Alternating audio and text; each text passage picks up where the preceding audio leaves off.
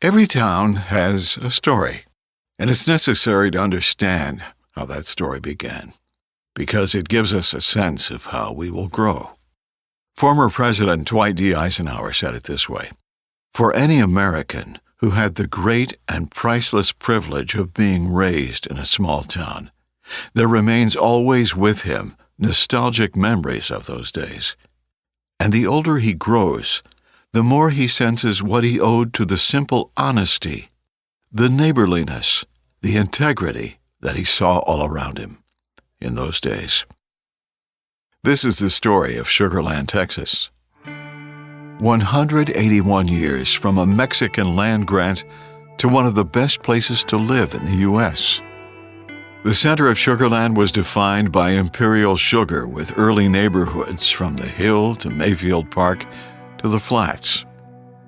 Much earlier in our history, beginning in 1823, Stephen F. Austin got the first land grant. It was called the Austin Colony, followed by Samuel May Williams, Benjamin Franklin Terry, and William Jefferson Kyle. As this small town began to grow, Oakland Plantation was renamed Sugar Land.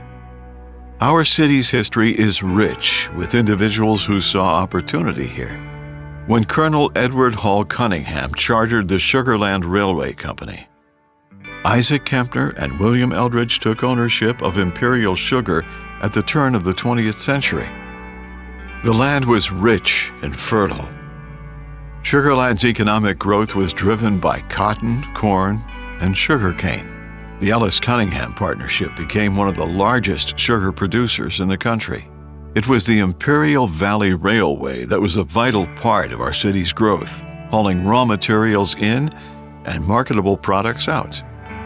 The Char House, which still stands today as a prominent part of our city's profile, used a specific process to refine and produce sugar. This company town had a vision for the future, building homes, a school, a hospital, churches, and stores. The beauty of this company town still resonates today, with many original structures still being used by families and businesses in the 21st century. Sugar Land was building for its future. From medical care to worship to commerce, the vision for growth was happening. From a mercantile to a major shopping center, Sugar Land had the elements of success in place. Education is a top priority in the value of a city, and Sugar Land understood that.